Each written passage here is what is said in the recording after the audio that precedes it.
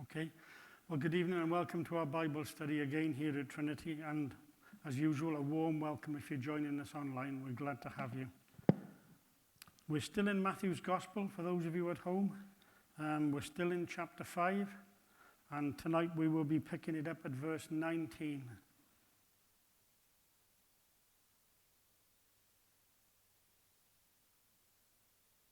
And I'll just read verses 19 and 20.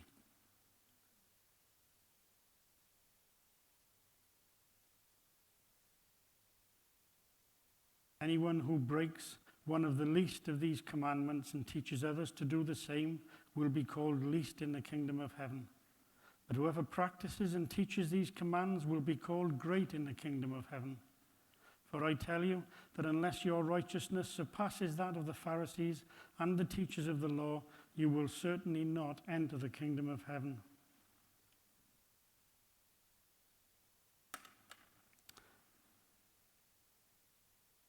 You know, these tablets are wonderful things, but I'm always afraid that I'm going to push the wrong button and it's just going to disappear right in the middle of a Bible study. Okay, so in verse 19, Jesus continues to talk about the law. And here he's talking about people who break the least of the laws and teach others to do the same, and those who keep the law and teach others to do the same. Now, as we learned last week, the law of Moses had a specific purpose and a specific audience. And that has not changed. Once all things are completed, those commandments are not abolished, they are fulfilled. Jesus' intent is not to throw away any part of the law or God's commandments, only for us to understand them as they meant to be understood. Now, scholars have suggested that Jesus was emphasizing to his disciples that the law remained fully in effect at that moment. So, obedience to God in every aspect of Jewish life and practice still mattered to them. Don't forget, his death for sin and his defeat of death through the resurrection had not yet taken place. And so this is suggesting that he's emphasizing to his disciples that the law of Moses is still important and is still relevant as they know it. These same scholars, incidentally, suggest that the conversation would change drastically after the resurrection. Now, the religious leaders and teachers of Jesus' day seem to be very good at dividing the law of Moses into small laws and big laws, or major laws, or if you want to put it, minor laws and major laws. They say that if you broke a minor law, you were only guilty of a minor infraction. But if you broke a major law, then you were guilty of a major infraction. And Jesus here appears to be addressing this particular issue. Because on the one hand, he says, whoever breaks one of the least of these commands and teaches others to do the same. But in the next line, he says, whoever practices and teaches these commands. Now, he seems to be making a distinction here between the two, between the least of these laws and the commands as a whole. Yes, exactly. In the first statement, it seems that Jesus could be referring to man's interpretation of the law, dividing it into greater and smaller laws. But in the second statement, by using this all-inclusive term, the commandments, he appears to be telling us that all laws are of equal importance. Breaking one of the so-called minor laws makes you as guilty as breaking one of the major laws. Think of it like this. If you steal £1 million, you're a thief. If you steal a pencil, you're still a thief. And Matthew Poole in his commentary makes an important point that Jesus is talking about people who live a lifestyle of breaking the law and teaching others to do the same, as opposed to those who practice the law and teaching others to do the same. He's not talking about the occasional slip up here. He's talking about people who make a practice and a habit of breaking the law and teaching others to do the same. He then goes on to say, that's Jesus, that is, that those who break the law and encourage others to do the same will be called least in the kingdom of heaven. And whoever keeps all the laws and teaches others to do the same will be called great in the kingdom of heaven.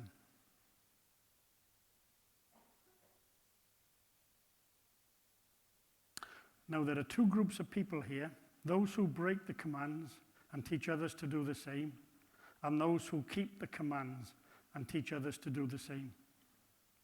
And careful reading in this passage shows us that both groups of people appear to be in the kingdom of heaven.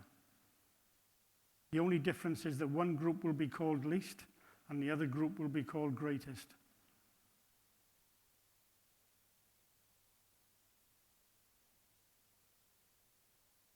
And we hear that again, if you think in the New Testament, when the two disciples got their mother to ask Jesus, can my son sit on your right and your left hand?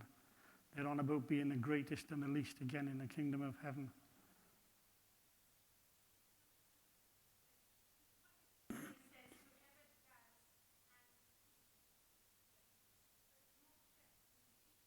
Yeah. Exactly. It's more than just a slip up. This is a deliberate lifestyle. Yeah. And don't forget, when you're looking at commandments, Jesus never said that you need to keep the commandments to get into heaven. It's very clear that it's faith, not good works, that gets us into heaven. So that's why we've got these two groups of heaven, one seemingly breaking the law and teaching others to do the same, and those who are keeping the law seeming to be both in the kingdom of heaven. And that's because we're told that works doesn't get us there. It's not obeying the law that gets us there, it's faith in Jesus. The difference will be apparently their standing or their position in heaven. And you can read about that elsewhere in the New Testament, the rewards that we get to heaven, the different crowns, etc., etc. Don't forget, when you're looking at heaven, we will never understand all of it. All we know about it is what we read in the Bible, and that's it. There are some things that our minds will never be capable of understanding on this side of the grave. That's why there's a lot of speculation, and scholars are interpreting it this way and interpreting it that way and trying to make sense of it. But the truth is, we'll never know all of it. Just need to know that we're going there. Absolutely. Yeah. We just need to know that we're getting there. And if Jesus is your Lord and Savior, then guess where you're going?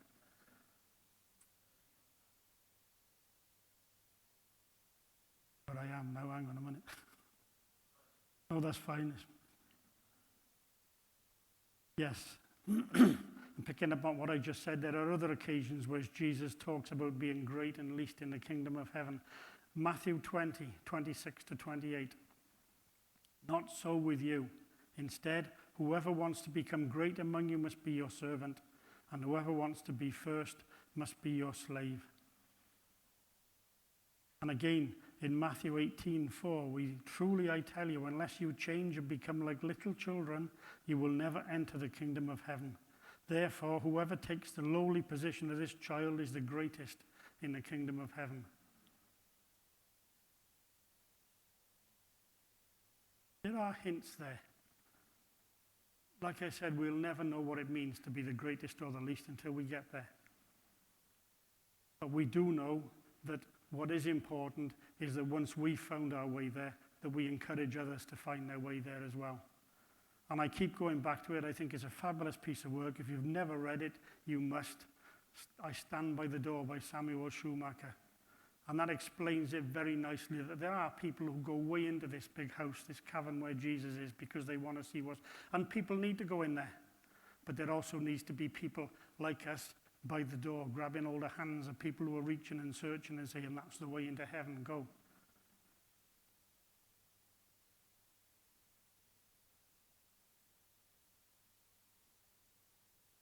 And Jesus also hints at this business of position or standing in heaven in Matthew 19 and 28 to 39. And he says to them, truly I say to you, that you who have followed me, in the regeneration when the Son of Man will sit on his glorious throne, you also shall sit on the 12 thrones, judging the 12 tribes of Israel. And everyone who has left houses or brothers or sisters or father or mother or children or farms for my name's sake will receive many times as much and will inherit eternal life. But many who are first will be last, and the last first. Again, that's another reference to this position of standing in the kingdom of heaven. When it comes to this idea of the greatest or the least, scholars have been arguing about this for almost as long as the Bible's been in existence. Years and years and years. And it is a topic that deserves further study by all of us. But the truth is, we just don't know what Jesus was trying to say at that particular moment. Partly because we're in a different lifestyle now. We live in a different way. What's important to us, it wasn't important to them, and what was important to them is probably not important to us. So we're really not going to know for sure what Jesus was saying. We can, though, get hold of the fact that there are different levels of status or standing in the kingdom of heaven. And like I said, the most important fact of all, that's where I'm going. And I've said this to people before, and it does sadden me. And excuse me if I'm going off topic a little bit, but we don't need at the moment to know who the Antichrist is. Just keep your eyes on Jesus.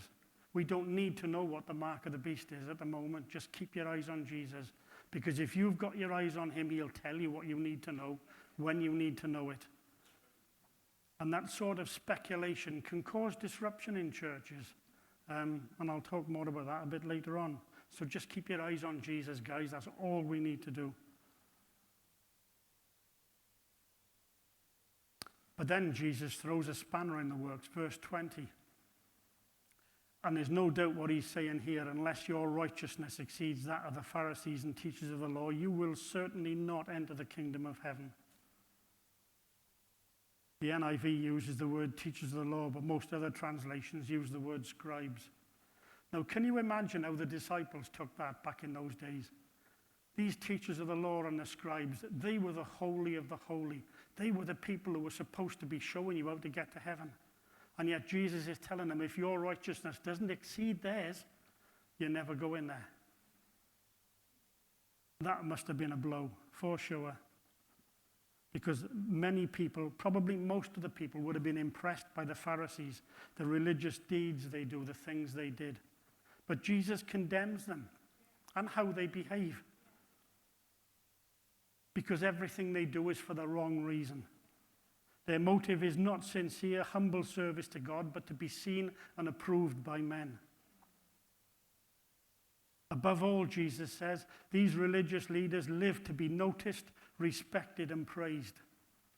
They show off by making their wearable articles of worship ostentatious. They jockey for the most prestigious seats in the festival, feasts, and the temples. They love to be called by the official titles in the marketplace.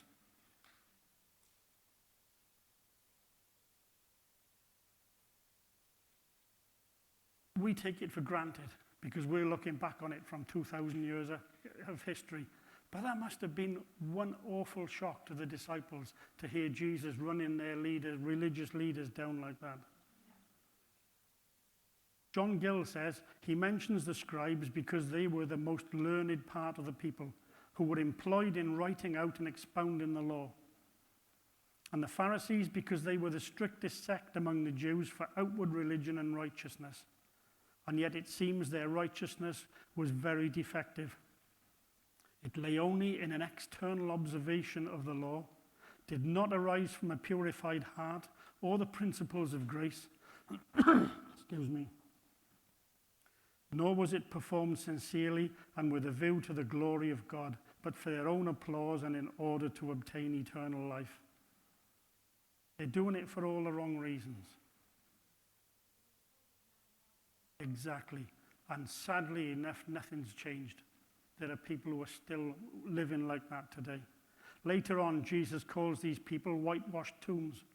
And if you want to read about that, that's in Matthew 23:27. And that's exactly what it sounds like. Tombs or mausoleums that are painted white on the outside. They look beautiful.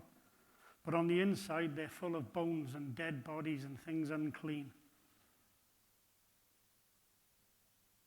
In short, what Jesus is talking about here, he's speaking to the spiritual condition of the scribes and the Pharisees.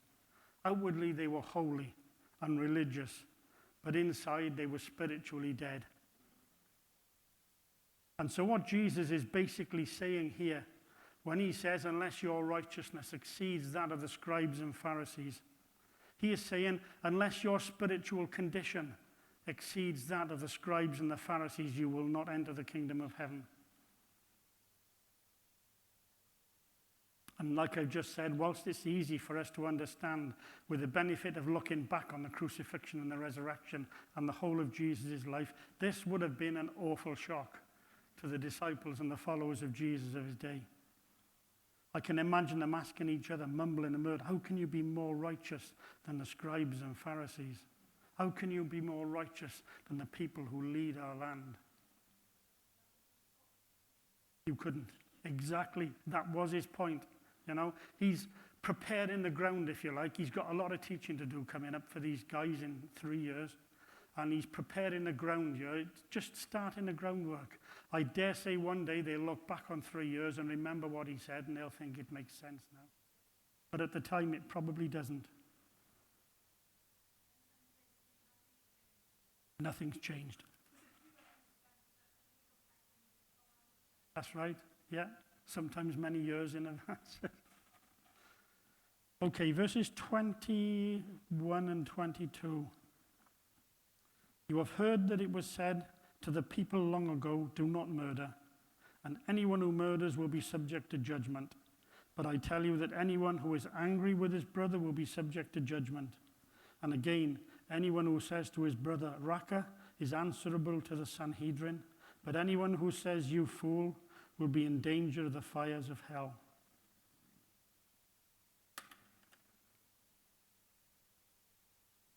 Once again, remind ourselves that Jesus came here to fulfill the law, not to change it or renew it. And part of that commitment to fulfill the law included fleshing out the commands to bring out their true intent. He's trying to get people to see, including us, by the way, he's trying to get us to see that the commandments refer not only to our actions, but also to our attitudes and our thoughts that drive our perception of the law, if you like, our spirituality. And Jesus first addresses the subject of murder. He starts off by saying, you have heard it said to people long ago. Now, experts, people cleverer than me in this sort of thing, believe that the people long ago refers to a time just after the exile in Babylon when the temples were starting to be rebuilt again. It's seen as an indication that for hundreds of years, the teachers of the law had been teaching actually that only murder was forbidden. But Jesus is telling them there's more to it than that. And although his disciples may have missed it, he's telling them that he has the authority to expound this bit of the law by telling them, I tell you. Not it is written or God tells you, I tell you. That emphasizes his authority to be telling them what he says. He's trying to get these people to realize that the command not to kill goes much deeper than simply taking a life. He rightly says that anyone who kills will be subject to judgment, but then he goes on to say that anybody who is angry will be subject to judgment.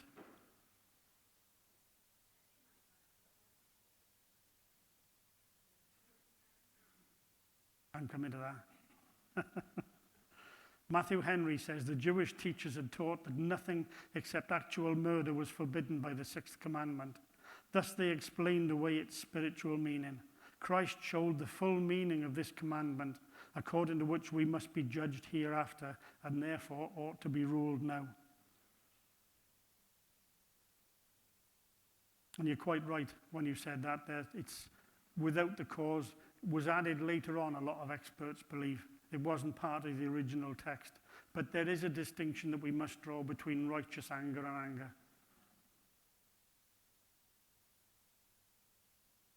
The governments of the world, if you like, the different countries, they deal with the aftermath of murder. They pick up the pieces once the deed is being committed. Christ is dealing with the beginning because the act of murder has its roots in the heart. Hatred and anger are the beginning of the road that ends in murder.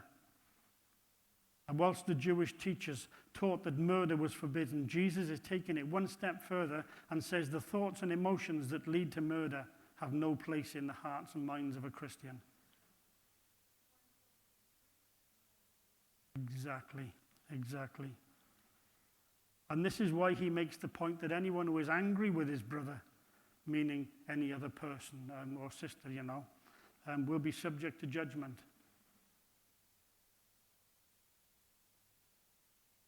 People, especially non-believers, have said over the years, hang on a minute, Jesus got angry, didn't he? Isn't this a contradiction? Well, it isn't, because it's one thing to be indignant or angry at an injustice of God or on God's behalf.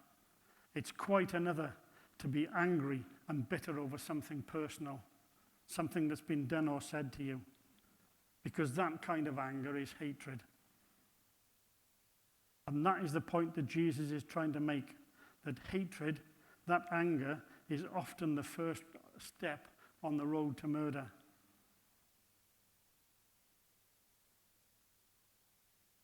And so Jesus is changing the law. The law's restraint, if I can put it like that.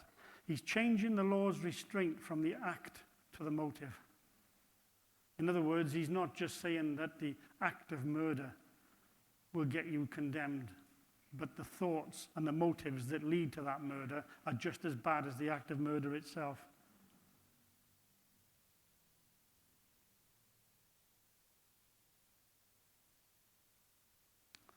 For a Christian, merely abstaining from the act is not sufficient. Jesus imposes on us the positive obligation of the spirit of the law. He seeks to prevent crimes by rooting out the attitudes and drives in a person's character that makes them kill.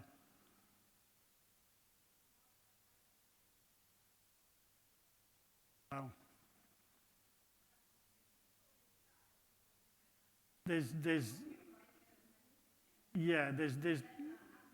there's no anger involved in self-defense.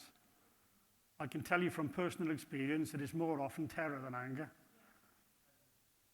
And having been a soldier and been on the wrong end of a gun a few times, I can tell you that it's more terror than anger. We're talking about here, if you want to go back to the commandment, that it actually doesn't say thou shalt not kill. The literal translation is thou shalt not commit murder.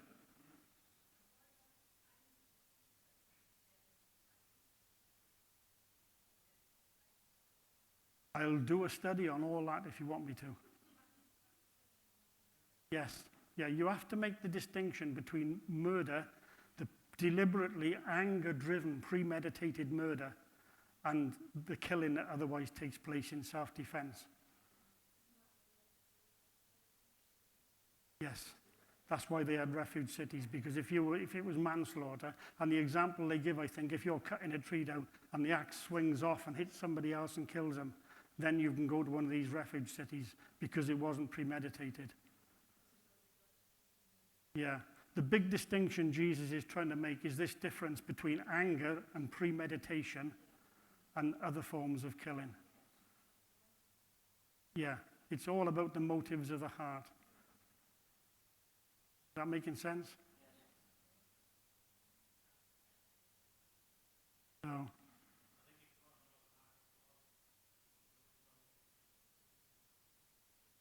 Exactly. Yeah. The thing is, God knows that we live in a fallen world. He knows there's going to be killing. That is unavoidable because sin brought it into the world. And so we have to be able to defend ourselves. Yes. Yes. And so this is why Jesus is making the distinction between killing and the deliberate, anger-driven, premeditated murder. So Jesus makes the point further that anyone who uses the word raka will be answerable to the Sanhedrin, but anyone who uses the word you fool will be in danger of the fire of hell. Now, my knowledge of these old languages is not very good, to say the least. I understand that raka comes from the Aramaic term rika, which was a derogatory expression meaning basically empty-headed, insinuating a person's stupidity or inferiority. It was an offensive name designed to show contempt for another person. And for many years I thought, well, hang on a minute, that's a bit harsh. But on the face of it, although it seems an overkill to go before the Sanhedrin to use the word raca and to go to hell for calling someone a fool, Jesus is again trying to emphasize not the words, but the intent behind the words. Because all these acts of murder start off with little tiny steps. You call somebody a fool, and that builds up to anger, and so on and so on. And so Jesus is trying to emphasize not the words, but the intent behind the words. And William Barclay says this in his commentary. What Jesus is saying here is this: in the old days, men condemned murder, and truly murder is forever wrong. But I tell you that not only are a man's outward actions under judgment, his inmost thoughts are also under the scrutiny and judgment of God. Long-lasting anger is bad. Contemptuous speaking is worse. And the careless or malicious talks which destroys a man's good name is the worst of all. The man who is a slave of anger, the man who speaks in the accent of contempt, the man who destroys another's good name may never have committed a murder in action, but he is still a murderer at heart.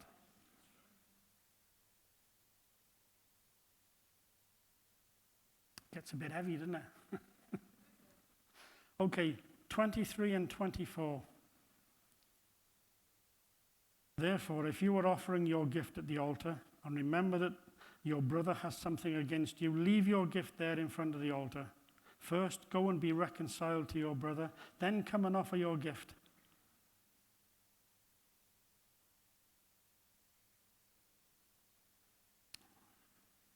Okay, so once again, we're seeing highlighted the difference between what the teachers of the law taught and how the Christian should be living. And probably the most important words in those two verses are first, be reconciled.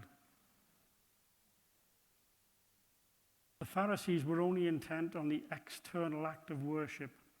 They didn't look at the internal, what was going on in a person's mind. If a man conformed to the external rites of religion, however much envy, malice, and secret hatred he might have, they thought he was doing well. Jesus teaches a different doctrine. It's of more consequence to have a right heart than to perform the outward act of worship.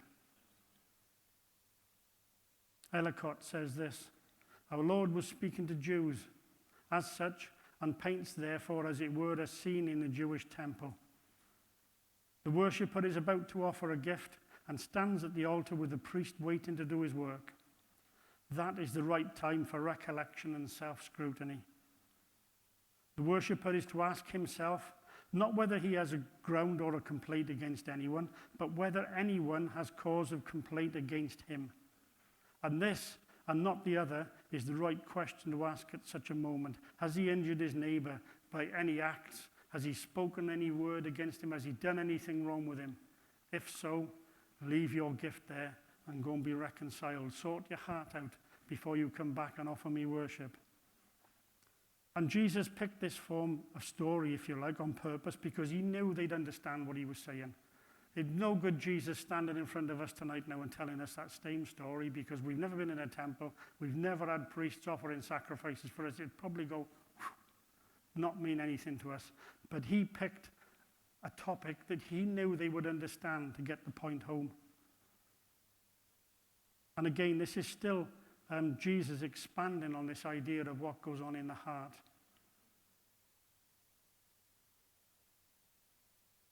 If the answer is yes, somebody has got something against him, then he's to leave his gift there and go and sort things out, to settle a difficulty, to make proper acknowledgement of it or satisfaction for whatever wrong he's done to this other person.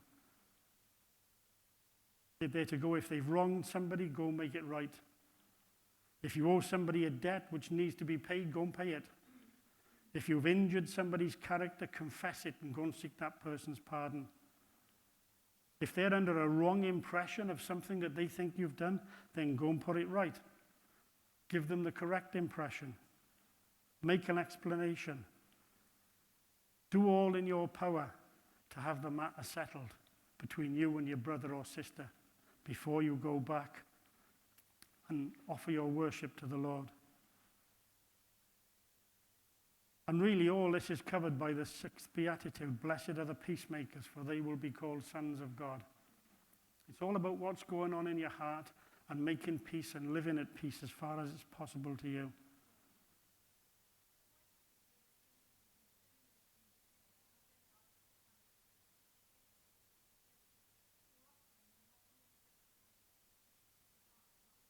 Absolutely.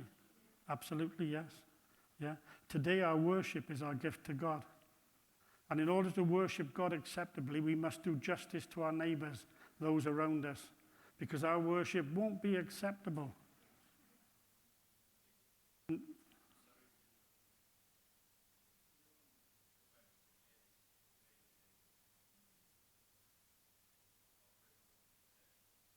Yeah. Exactly. Exactly. Yep.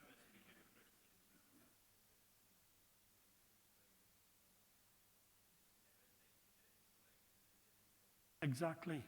Exactly. The one picked the best of what he had to offer to the Lord. The other one said, oh, I'll give him that, that'll do. And God wasn't having any of it because of what goes on in there. So it's our duty to seek reconciliation with others when we've injured them. And this should be done before we attempt to worship God. And very often, I don't know about you, it happens to me quite frequently, but if I've upset somebody, it upsets my worship because I don't connect with God and I know there's something wrong. I might not know who or why, but I know there's something wrong. And that is the very time where we need to go and sort it out. Okay, Lord, what have I done wrong? Who have I upset or offended? Because when you're right, you come into God's worship and know you can feel his presence. You can feel the connection between you both. This wrong attitude is often the reason why God doesn't accept our offerings and we go away from our devotions feeling empty.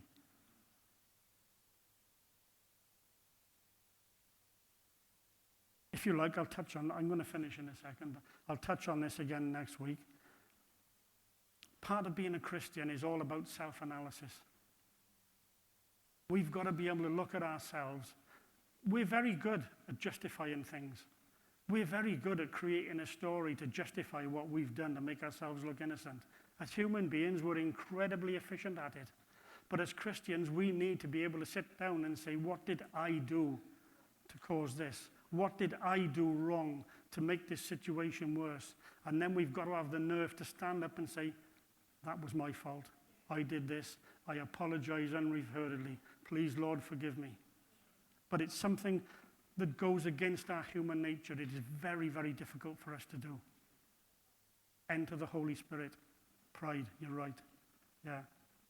And I'm going to call it a day there. I'll pick it up again next week at verse 25.